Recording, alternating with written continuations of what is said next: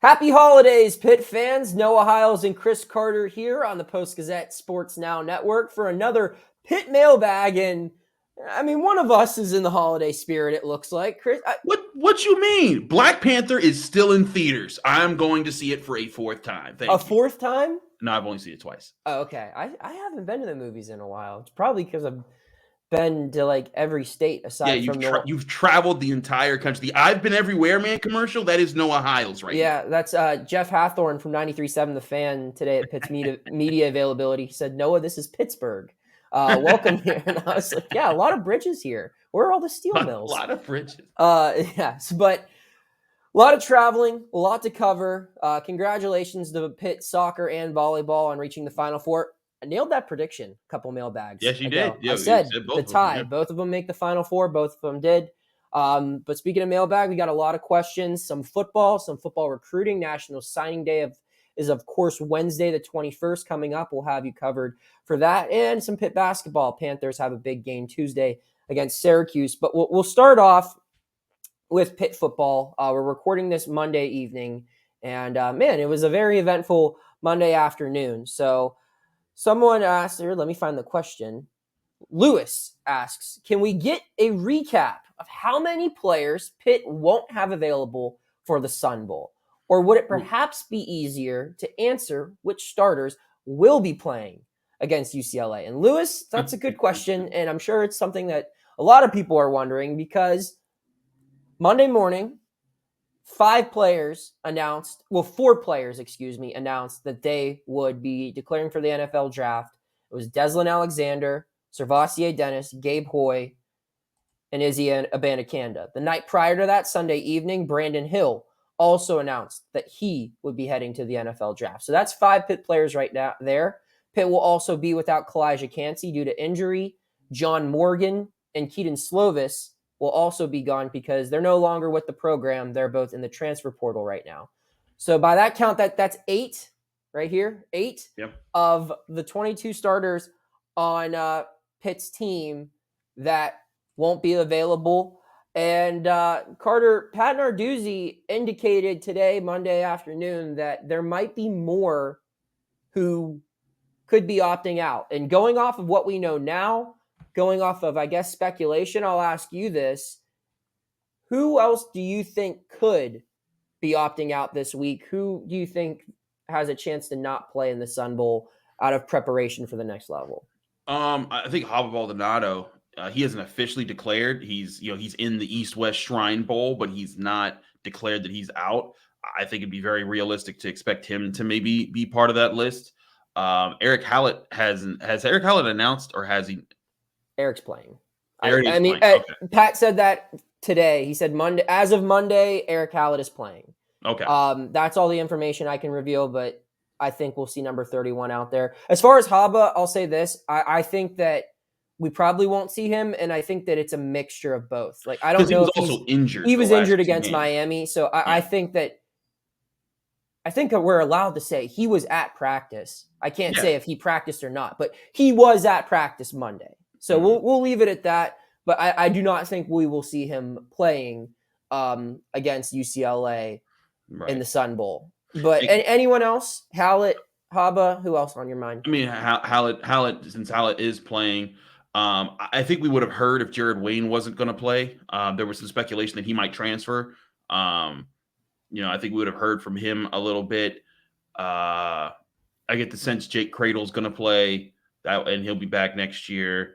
I think most of the guys that have declared have declared. Honestly, I think that if you were going to make it known now, so your teammates can not have to worry too much about, so the team can be like, hey, we're moving forward with this group of guys. Yeah, I think every Pitt player who intends to enter the portal is entering the portal, at least starter wise. I do think we'll see maybe 1 or 2 more guys go in after signing day, depending on what shakes down there or what other guys come in through the transfer portal. Maybe we'll see guys leave later. But I think right now the roster is pretty solidified. I would find it weird if someone else made an announcement after everyone else kind of did at the same time. Right. Maybe some guys still haven't made up their mind, but I mean, it's getting to the point where you have to make a decision, because I know the team travels to El Paso on Christmas Day. Yeah. So they have the rest of the week to really make up their mind on if they're playing or not. So I think that's what we have as of right now. So just to go through the starting lineup real quick, I actually wrote it down. Here's what I could see it being. And again, there's some guys like Owen Drexel, Marcus Minor. These guys, they're out of eligibility, so this will be their last game for Pitt if they decide to play. Neither of them have mentioned anything about opting out. So I could see both of them starting on the offensive line along with Cradle, who we both think will be back next year. Branson Taylor and Matt Gonclaves. Gonclaves, I believe, also could be done, but I think he could come back next year. He hasn't said anything either way. But that'll likely be your starting offensive line. Gavin Bartholomew, Bob Means, Kanate Momfield, and Jared Wayne, all likely starting at receiver and tight end. Rodney Hammond Jr. will start at running back probably because of Izzy Abanikanda opting out. We'll see Stephen Flemister getting some carries as well, maybe even some Vince Davis action. And the quarterback position will be battled for between Nick Patty and Nate Yarnell, as Pat Narduzzi said Monday. And then on the defensive end, we'll work our way back. 3 of the 4 guys in the secondary will probably play. We haven't heard anything from Devonshire or Marquez Williams. Narduzzi said as of Monday that Eric Hallett will be playing. The guy filling in for Brandon Hill will likely be PJ O'Brien. We've seen him take reps there, especially with Tandelier no longer there. It's going to be PJ O'Brien really holding down that secondary spot. Shane Simon will fill in for Voss at middle linebacker, as we've seen him do a couple times this season, and they'll just start Wiltz and Bengali Kamara on the outside backers. The D-line, that's where it's going to be interesting because as it stands right now, it's looking like Pitt's entire starting defensive line won't be playing in the Sun Bowl, which is its best area of the team. Cansey's out with injury. Haba could be injured, could be opting out. We don't really know. It doesn't look like he's going to play. We don't know anything official yet. And Deslin Alexander and John Morgan. And John Morgan. Deslin going to the NFL, Morgan in the transfer portal. So the way it looks right now, based on everything that I could kind of configure, it'd be Hayes and Maloney on the ends, and then David Green and Devin Danielson, a couple of Whippeal guys at nose tackle. So that would be your starting lineup. We could also see because we know that they love to rotate guys. We could finally start to see some Elliott Donald getting some shot. But like you said, a lot of Whippeal guys, City League guy up in there, a lot of local products, and heck, they're also getting a lot of local products. They were able to get the quarterback from Penn State, the safety from Florida in the transfer portal for next year. I know those guys won't play in this game, but I think it's interesting. You're seeing some Pittsburgh heavy talents in there. So on the note of departures, Michael wants to know, have either of you guys been surprised by any of the Pitt players to leave for the draft or through the transfer portal? Chris, I'll let you start on this one. I was a little surprised by John Morgan. He's been a leader of the team and a face of the team. Like when they do the jungle, which if you're at the game early enough, all the Pitt players after their early sets of warmups, they come together and they march to the middle part of the Acrisure Stadium end zone. They do swag surf, and then they come out of it, and then they go into their final warmups. And normally the player that leads that is like the loud guy, the vocal captain. Right, like some years it was DeMar Hamlin, and this year it's been John Morgan, and he even started to take it a bit last year too when Kenny Pickett was still on the team, and he was kind of that voice. Well, now John Morgan is going somewhere else for his final year, and I know he said it like, hey, like this is because there's a lot of guys coming up, and he kind of feels like it's their time, and he's going to go somewhere else and do that. But I just thought, like, man, like. I thought he'd want to do one last ride. But you know what? I think that what a big part of this is, and with some of these guys moving on, is that Pitt has, I think they managed the situation of everyone getting a COVID year and getting an extra year of eligibility as best as anyone could expect. They've made promises. They've kept guys happy while also still bringing in talent. But now they need to start replenishing with a lot of these younger bodies who can start growing under the starters that are going to be starting next year. And that's why we're seeing a much bigger class than we've seen for Pitt for the past couple seasons. I agree, Carter. I mean, Pitt can't play with the class of 2021 or 2022 forever. As talented as they are, and we're seeing how talented they are, there's a good chance Pitt has 6-7 guys drafted this year. Yeah, that's really good, and that's great. I'm sure the program has a great reason to be happy about all of that. But yeah, it's time to start moving on. And something that impressed me with Pitt this entire season was how often it did rotate on both lines, offensive line and defensive line. You don't see that, especially on offense. Defensive line, yes, there's always rotations, but offensive line, you don't see guys getting a series or two at No. guard Yeah. or at tackle, just, in the middle of a conference game. But they've done a good job of making sure that next wave will be ready to go when that time comes. And that's why you saw guys like Deion Hayes have such a big game against Miami when his time came. And you're going to see that in the Sun Bowl. You're going to see some guys, I think, like we mentioned, Elliott Donald, Sean Fitzsimmons could be another one. These young guys who have been waiting in the bushes, and they can play, and some of them can play and keep their red shirt because they've been waiting. But that's their moment. Someone else who surprised me real quick would be Brandon Hill. I just think that, Brandon Hill, I think if you really watched Pitt football, and no disrespect to Eric Hallett, but I think Brandon Hill was every bit as good, if not better, than Eric Hallett, who earned All-American honors this year. I think Eric Hallett had the opportunity to stack a lot of big numbers up, especially early in the season, because offenses made a point to avoid Brandon Hill. I agree. I think they wanted nothing to do with him, right? And that's why he didn't have any interceptions this year. But I think that Brandon Hill is a very talented player. I think that one more year he might have been able to establish himself possibly as the best player on Pitt's defense next season. I also think Brandon Hill's also a big hitter. I think his style of play will allow him to fit into a lot of NFL defenses. I think Eric Hallett is much more of the slot corner guy / deep safety guy that can kind of float around a little bit. But I agree with you. I think Brandon Hill, I thought I'm right with you. I thought if he stayed for another year, he would have been the star on the Pitt defense. It still would have been an aggressive Pitt defense. And I think that with that secondary, with MJ Devonshire coming back, Marquez Williams coming back, AJ Woods still being there, and then we get to see some guys like Rylan Gandy, Rashad Battle will be healthy again. Donovan McMillan. McMillan's going to be added to the mix. This would have been a very interesting secondary to watch next year. But hey, some guys, they feel like it's their time. Brandon Hill, he certainly made his mark in Pitt lore. He was part of that ACC championship defense.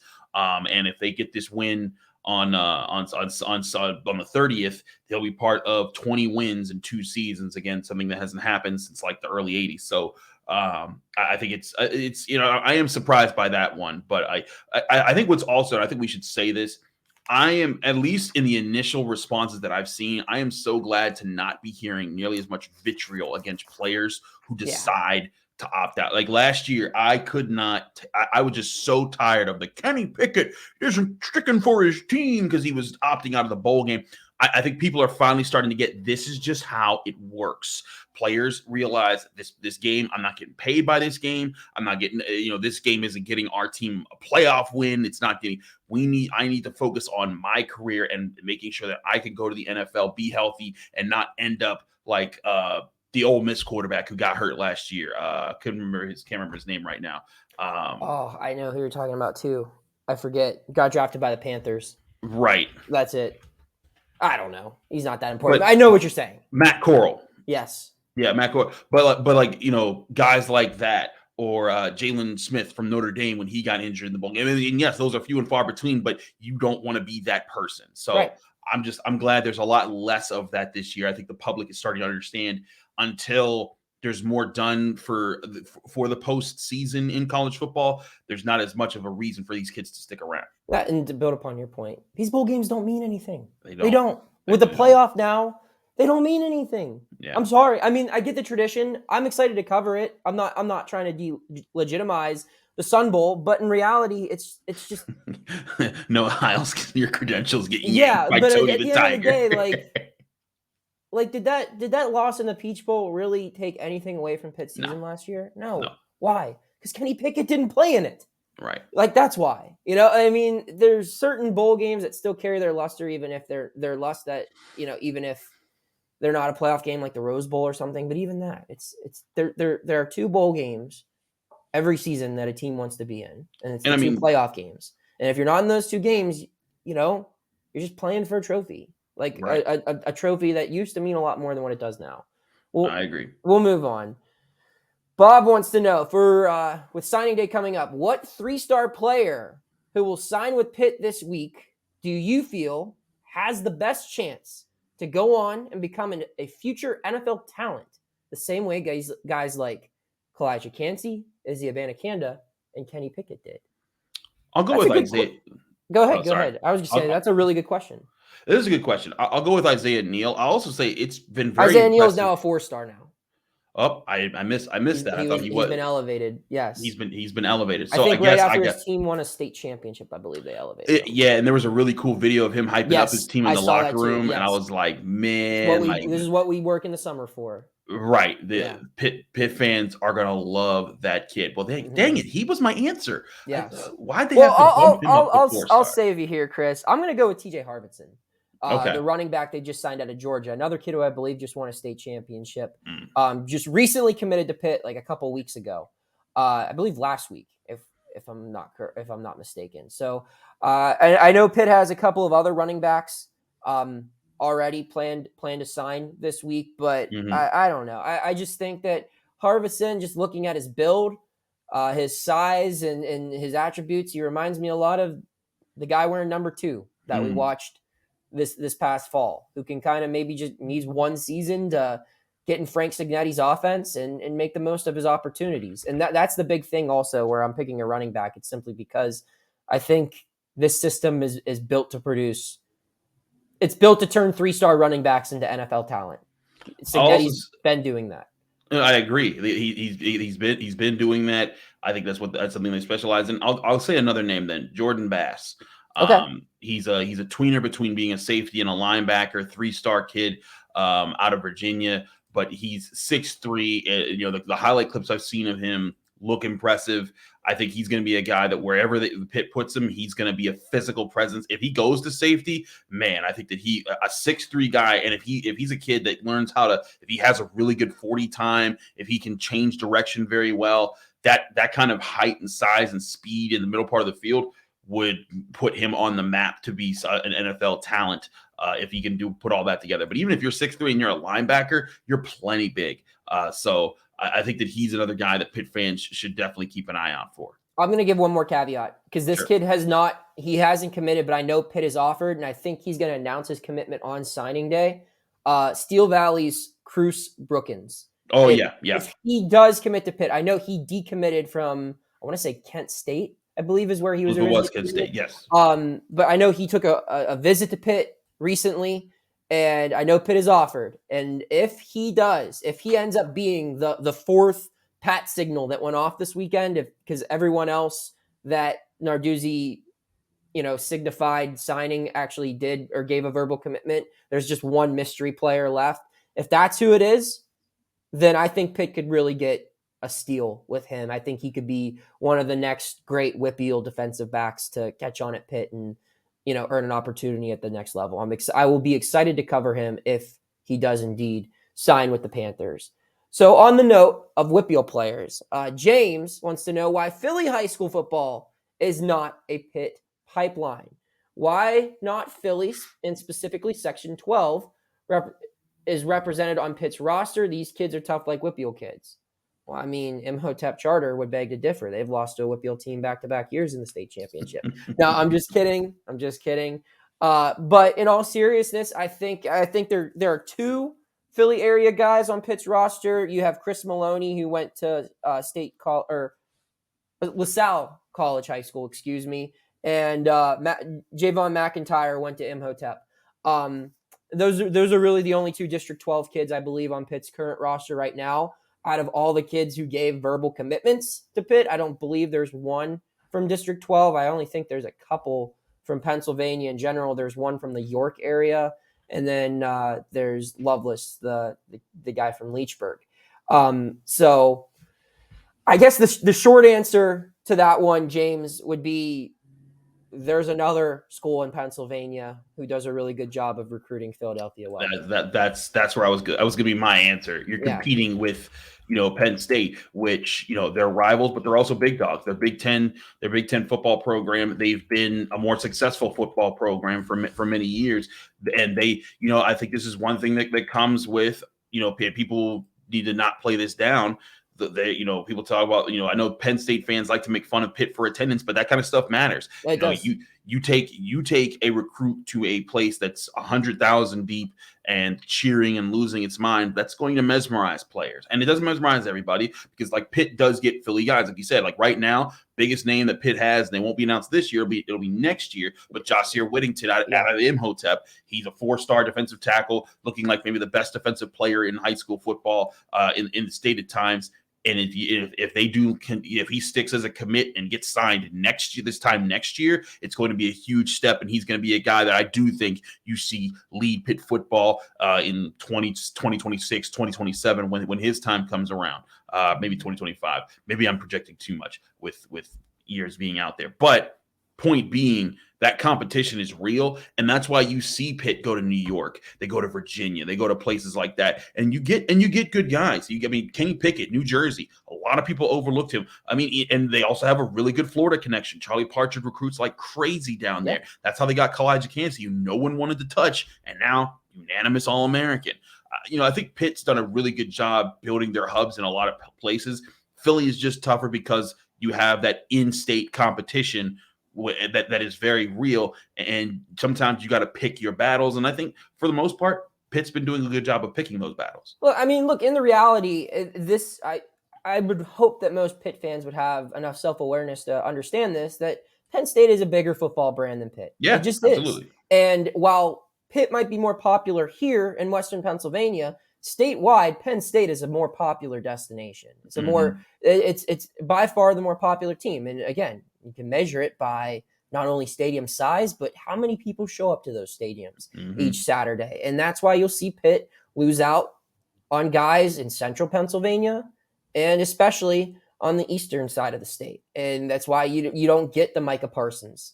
That's why guys like the LaShawn McCoys are a rarity when they come here. And we weren't even Pitt wasn't even McCoy's first choice. So, like pre-injury, I believe he was originally committed to UCLA or USC, I believe. So, yeah, I just think that's just the harsh reality of it is you've got to compete with Penn State, and it's easier to do here in the Whitfield when kids grow up watching Pitt, where they might not grow up watching Pitt if they are raised in Harrisburg or Philadelphia or, Altoona or Allentown or wherever.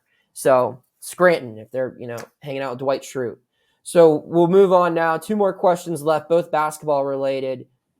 We'll start off with this one that Chris can answer. Larry wants to know, is Jeff Capel playing hardball with John Hughley? Hughley, for those who do not know, did not play Saturday against North Florida. He missed the game. And before that, he hadn't been playing well. He really hasn't had a great game since, I believe, Pitt's win over William and Mary would have been the last time he reached double figures in scoring. Since then, just not a lot of production, either as a starter or coming off the bench. Carter, what can you say on this one? I don't think Jeff's playing hardball. Is he being honest with him? Yeah, I think he's probably letting him know. But like after, what was it? Not this past game, but the Sacred Heart win. We asked him because John didn't get he played 10 minutes. He played 10 minutes, didn't get a single rebound. I think he got a few rebounds, but it's just like still, it was just like, what's going on? Like, what is wrong with John? And he talked about, hey, like, he's been going through a lot for a while. He couldn't move his knee, and it's taking time for him to get back to ready. And then after this last game, I was right there and I asked him, I was like, Jeff, what is John okay? What's going on? And he said John's dealing with something away from the game. We support him. He said it's not physical. It's nothing off the court. I got the impression it was more like maybe a family issue or something that he was there because he was at the game. John Hughley warmed up a little bit with the Panthers and sat on the bench for the entire game and happily cheered his teammates on. I don't know if Jeff's playing hardball. I think he's just trying to manage John Hughley as best as he can. Because I'll say this, John is big and heavy. He's thick. He's 6'9", listed at 280. There's times he admitted to us last year he was over 300. And I think, for guys that are built like that, injuries aren't the easiest to recover from. Especially ones on your joints. And so I think that part of it is just his injury is just taking a bit more to recover from and to get back to full strength where he can depend on his, because he's a center, he's a forward. He needs to get up in the air. He needs to be able to use his legs to plant and to push people around. And if you're not trusting your body, you can't do those things as well as you used to. So I think part of it's just that. I don't think that I think that Jeff is being very honest with John, but I don't think he's playing hardball. No, he's not playing hardball. Jeff Cable is doing his job. He's trying to do what's best for an individual player while also taking action that's best for the team. John Hughley is not the best center on Pitt's basketball team right now. I think when healthy and with his mind right or anything else that's kind of hindering him right now out of the way, then yeah, he's one of the most talented big men in the ACC. But he's not that player right now.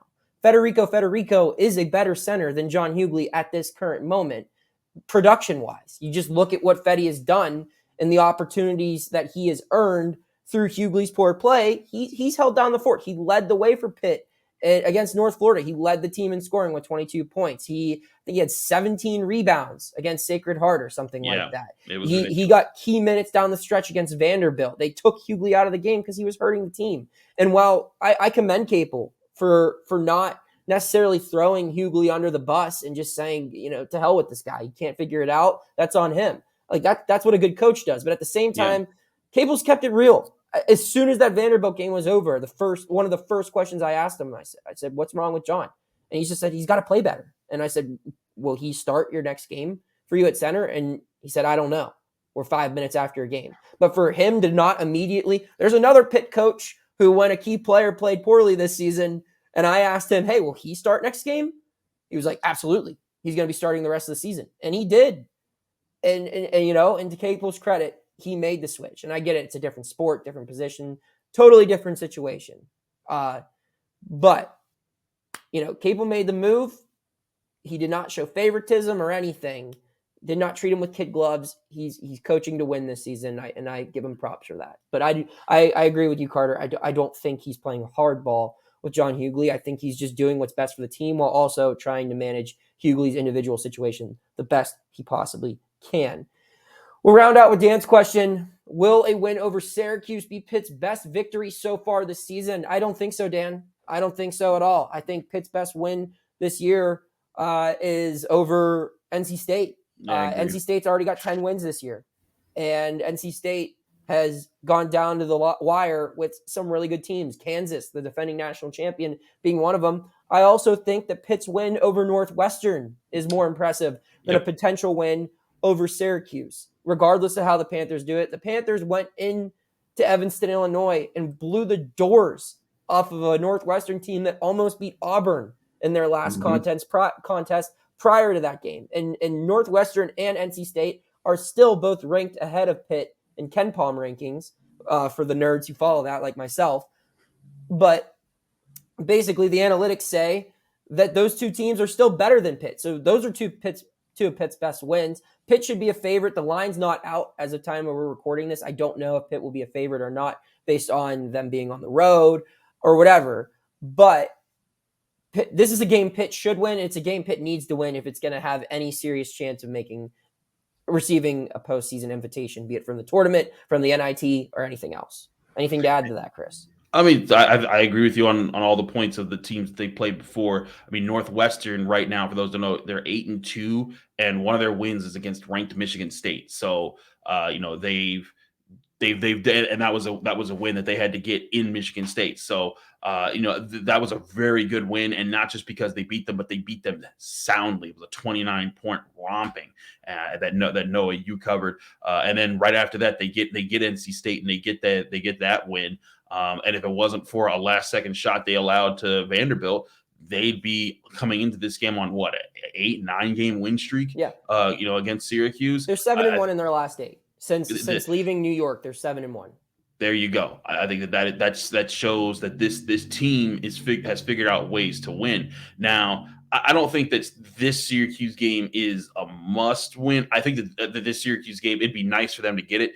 if they stumbled out the gates, because I think if they lose this game, they probably lose to North Carolina. Then That's we it. get to that, but then we could see how well do they play Virginia, how well do they play Clemson, those type of teams, and then you get some of the games that maybe you can handle: Georgia Tech, Louisville, Florida State, Wake Forest. Then Well, I was gonna say I'll interrupt you right there. You forgot one that comes before Georgia Tech, and it's Duke, and that's yeah, that's a exactly game. That is why. another game that But that's what I'm they. saying. That's exactly why. That's the relevant point for this Pitt Mhm. game Tuesday night. It's you need to beat Syracuse because your next 4 games are against the defending national runner-up, and Yep. then 3 of the top teams in the standings in the conference with Virginia, Clemson, and Duke. With Duke and Virginia both being, national powers who are ranked, Clemson, who's playing above what is projected to be, and North Carolina, who's underachieving but still really talented. Those could all easily be 4 losses. Pitt needs to win against Syracuse for that specific reason. Okay, I get your point there. I'm just saying they can them losing this is not a death sentence. I just think that it would suck for them because then Yes. they're gonna have something. But I think they'll be able to manage when they get to teams like Wake Forest, because they have a lot of games and they play Syracuse again later in the season. I do think it would be very nice for them to get out the gate and get hot and set a good tone. But yeah, it is a very long season. The college basketball is you'll have a lot of chances to make up for mistakes, but certainly you want to ride the sort of momentum and kind of prove to yourselves like, hey, these wins that we've been stacking, they're not just non-conference wins that we've been doing against multi. These are against ACC opponents. I also think, just for the narrative, I know that Jeff won't bring this up or anything, but Judah Mintz has been he just earned freshman ACC Player of the Week, and he was a guy that was committed to Pitt until early last year when he decommitted, and now he's at Syracuse. How do they handle that guy? I think that could be very interesting. But if they got this win, it would be huge and it'd be a great tone setter, and I think it would make their game against North Carolina more interesting. I Without think question.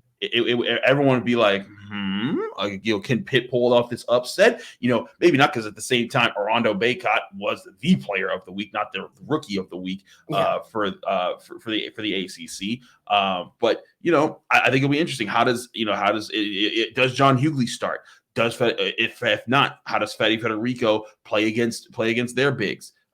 Could be very interesting. And I think one thing that'd be also really cool, and I noticed this every year for the past few years, Pitt has done a really good job understanding how to attack Syracuse's zone when they had their guys healthy. How does this group go about that now that you have shooters? Because to me, if Pitt is on, this is how you crack Jim They're going to blow Boeheim's. them out. If Right. they can shoot the way they shot against Northwestern or Yeah.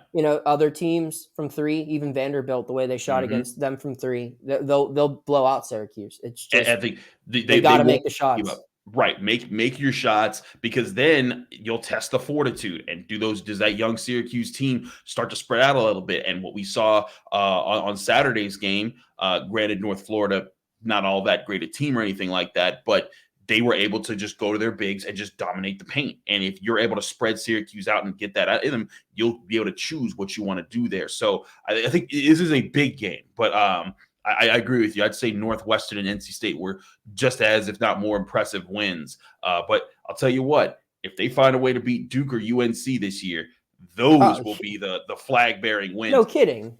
I mean, that's a marquee win for any program any year. Right. But my point is this. They have to follow it up, because when they beat Duke with the Justin Champagnie team in the 2020-2021 season, I was right there.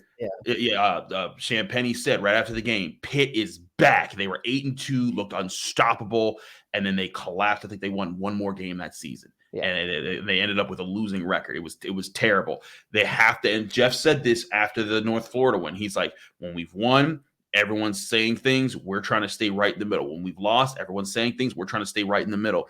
That's what we're focusing on. Every game is just about getting better for the next game. And I do think that these guys seem to embrace that. Will they?